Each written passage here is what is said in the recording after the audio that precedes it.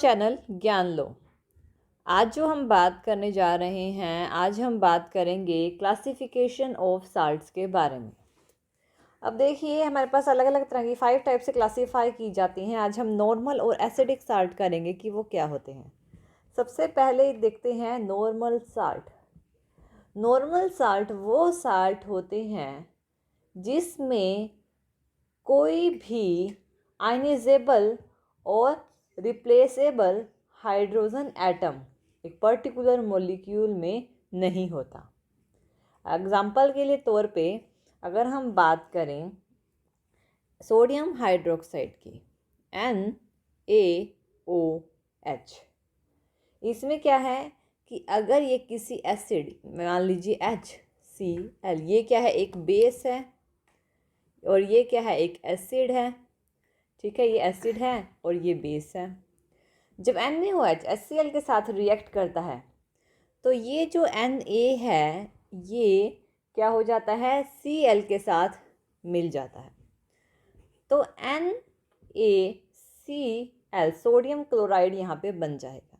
यहाँ पे एक हाइड्रोजन यहाँ पे बचा हुआ है, एक हाइड्रोजन यहाँ बचा हुआ है, यानी कि H2 और एक O, H2O यहाँ से बनेगा। तो ये हमारा नॉर्मल साल्ट होता है।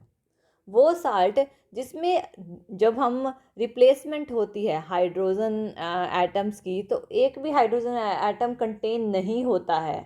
ठीक है, कोई भी हाइड्रोजन एटम किसी भी आयनाइजेबल और रिप्लेसेबल हाइड्रोजन एटम में मॉलिक्यूल में कंटेन नहीं होता है। Na कम्प्लीटली Cl के साथ मिल गया और NaCl बना लिया। इसमें कोई भी H एटम नहीं है, पूरी तरह से हाइड्रोजन एटम निकल गया। ये नॉर्मल साल्ट होता है। एग्जाम्पल जो दूसरा लेते हैं, जैसे कि 2NaOH, 2 सोडियम हाइड्रोक्साइड, जब सल्फ्यूरिक एसिड के साथ रिएक्ट करता है, यानी H2SO4 के साथ रिएक्ट करता है, तो क्या होगा, NaSO4 यानी Na2SO4 बनाएगा। Na2SO4 यहाँ से प्रोड्यूस होगा।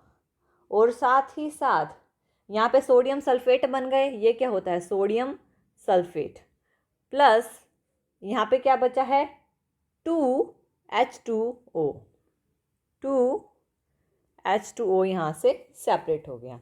यानी कि ये जो सोडियम सल्फेट बने हैं इसमें कोई भी हाइड्रोजन एटम नहीं है, कंप्लीटली रिप्लेसमेंट हो गई है।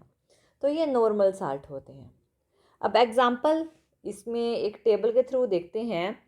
HCl, HCl क्या होता है हमारे पास, हाइड्रोक्लोरिक एसिड। अब HCl में क्या हुआ है, हाइड्रोक्लोरिक एसिड में HCl में कितनी रिप्लेसमेंट होगी, एक हाइड्रोजन है, तो एक हाइड्रोजन जो होगा वो रिप्लेस होगा किसी भी दूसरे सब्सटेंस से।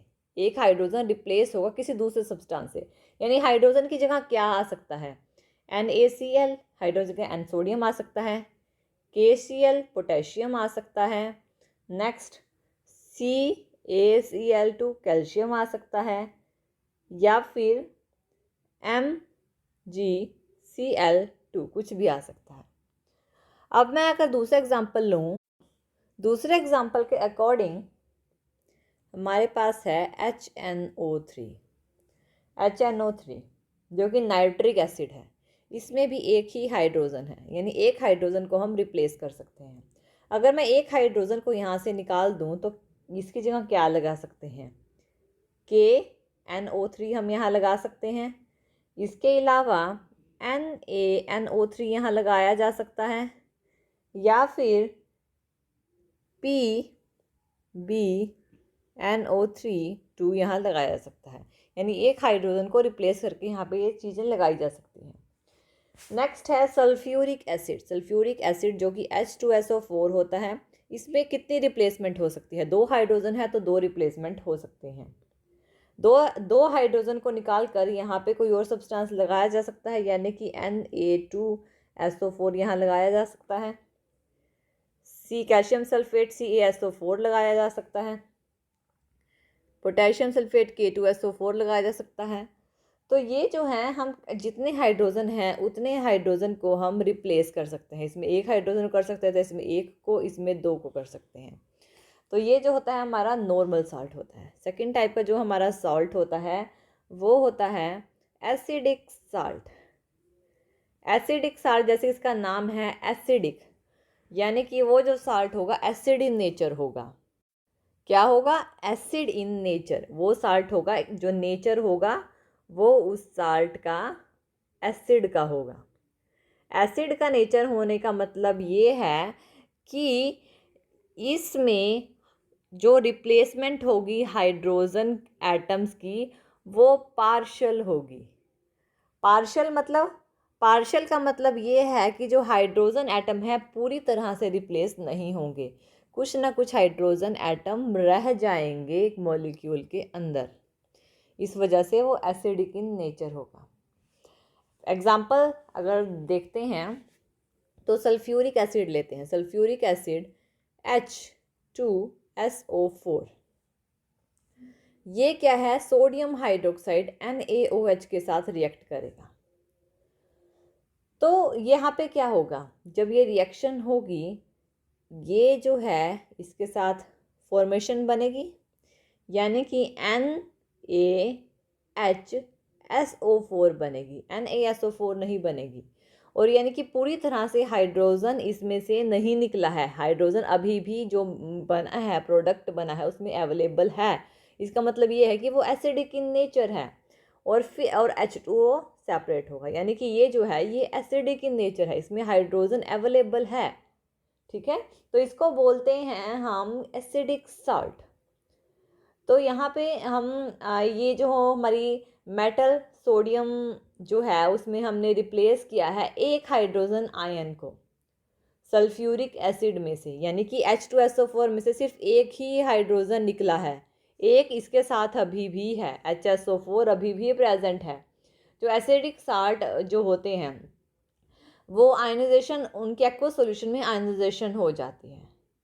मतलब कि ये NaHSO4 जो प्रोड्यूस हुए हैं, ये जो प्रोड्यूस हुए हैं, जब ये इसको H2O में डाला जाता है तो ये आयंस में टूट जाते हैं। Na positive H3O positive plus SO4 2 negative, यानी ये आयंस में टूट जाते हैं। अब इसके कुछ एग्जांपल्स देखते हैं। सल्फ्यूरिक एसिड, जैसे कि फर्स्ट ये वाला सल्फ्यूरिक एसिड है H2SO4, ये सल्फ्यूरिक एसिड ही होता है। अब सल्फ्यूरिक एसिड में कितनी रिप्लेसमेंट हो सकती है? कितनी रिप्लेसमेंट हो सकती हैं हाइड्रोजन की? देखिए, इसमें से दो हाइड्रोजन के एटम है तो दो हाइड्रोजन की रिप्लेसमेंट इसमें हो सकती है, लेकिन दो की नहीं होती, सिर्फ एक ही हाइड्रोजन की रिप्लेस हो जाते हैं, यानी कि KHSO4 बन जाना, KHSO4। तो ये एसिडिक हाइड्रोजन का एक अवेलेबल होना, दो की रिप्लेसमेंट नहीं होती है। ठीक है, ऐसे ही दूसरा जो एग्जाम्पल है वो है NaHSO4, हाइड्रोजन का अवेलेबल होना। नेक्स्ट है H2CO3, इसमें भी दो रिप्लेसमेंट हो सकती है हाइड्रोजन की। तो क्या बनेगा? NaHCO3। ठीक है, NaHCO3, सोडियम HCO3, एक हाइड्रोजन रिप्लेस हुआ है, दो हो सकती हैं लेकिन एक ही रिप्लेस हुआ। ये एसिडिक है क्योंकि हाइड्रोजन अभी भी अवेलेबल है, KHCO3।